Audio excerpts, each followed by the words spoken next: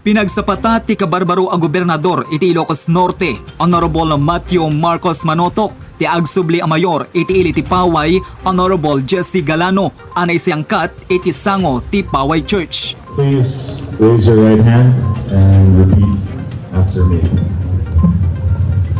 I state your name. Of Paway, Ilocos Norte, having been duly elected as state your position of the municipality of Paway, province of Ilocos Norte, do hereby solemnly swear that I will well and faithfully discharge to the best of my ability the duties and function of my present position and of all others I may hereafter hold under the Republic of the Philippines, that I shall support and defend the Constitution of the Philippines, that I shall bear true faith and allegiance to the same, that I shall obey the law, legal orders and decrees promulgated by the duly constituted authorities of the Republic of the Philippines, and that I impose this obligation upon myself voluntarily, without mental reservation or purpose of evasion. So help me God.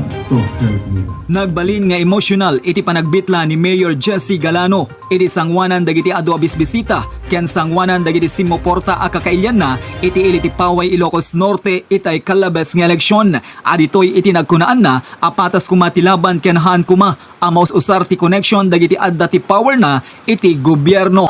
Talagang emosyonal akta tirigat ngamin iti paspasarek.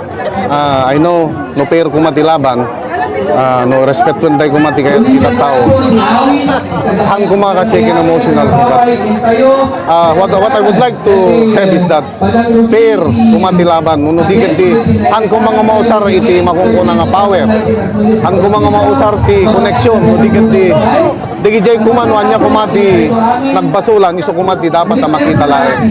Amo tayo nga for my part awang pulos ti iti kinaado nga imatendar tinaisiyangkat a panagsapatana iti sangwanan ti St. Augustine Church ket kunana amang ipakita iti kalikagom dagiti kakailyan na iti agtultuloy a panagserbina iti ilida ken ditoy ngin peksana iti inna panagyaman kadakwada. Tao, landslide victory talaga.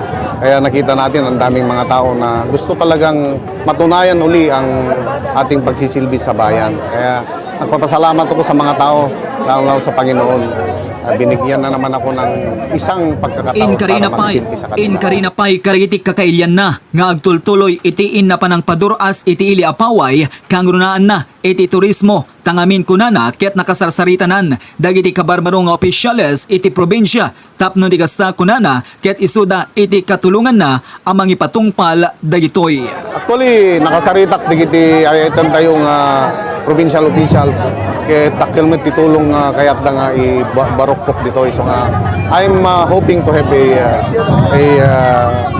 more progressive, especially tourism-oriented Paway. So ano itong projects with the Fully.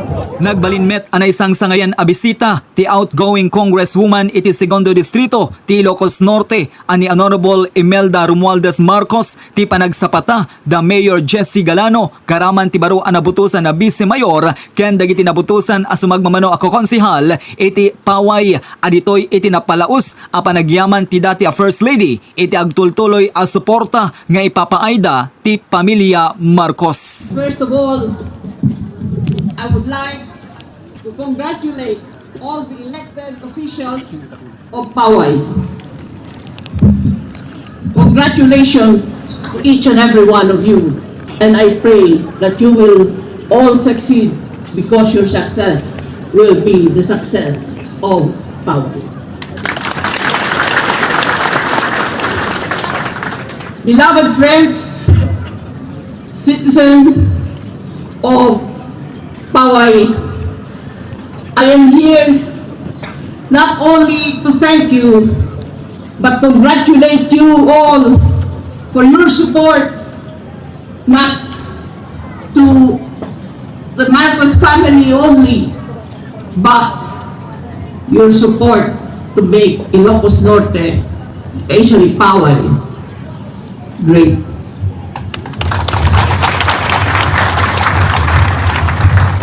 To all elected officials, congratulations, and I pray that Saint Augustine, the patron saint of this popular and historical church that has attracted millions of people all over the country and also the world. And I also congratulate each and every citizen of Paway for being so hospitable, kind, not only to the people of Paway, but people, tourists from all over the country and the world. Congratulations.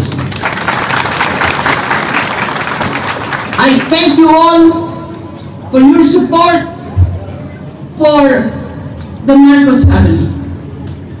You have been there with us from the time of President Marcos and even before, because his father was also congressman here in Ilocos. I don't know how to say thank you. I really would like to thank you from the bottom of my heart and to say to each and every one of you, Diyos, tiagmina ka na kayo amin na. I know that with the blessings of Saint Augustine and the kindness and hospitality of the Paway people, Paway will continue not only to be developed and prosper, but Paway will be one of the greatest municipalities, not only of Ilocos Norte or Lucania, but the world. Thank you so much. I don't know how to thank you. I cannot say thank you enough, but I can truly say you will know that I really appreciate the gratitude, appreciate the support of each and every Pawayenyo, not only to help make Paway a great town, but also one of the greatest towns in the country.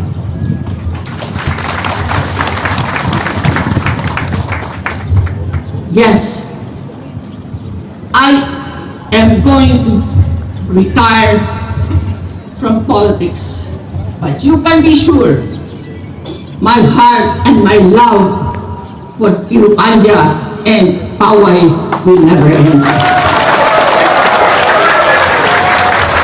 I know in the end, I will not only give my service to Ilocania, but give my heart and my love to each and every one of you here in Paway and to all Ilocanos.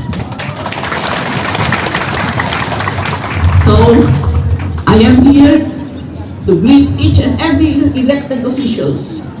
And I know that Saint Augustine, the patron saint of this church, will be there to support each and every one of you and help you. To every one of you, beloved people of Paway, Diyos, tiagdina ka na kayo amin ako. Kalpasan ti panagbitla ti dati a First Lady, ket kinantaan dagiti opisyales ti Paway, pakairamanan dagiti bisbisita, ken dagiti umili ti birthday Ilocano traditional song, gapo iti panagkasangay na iti karaytoy atawen.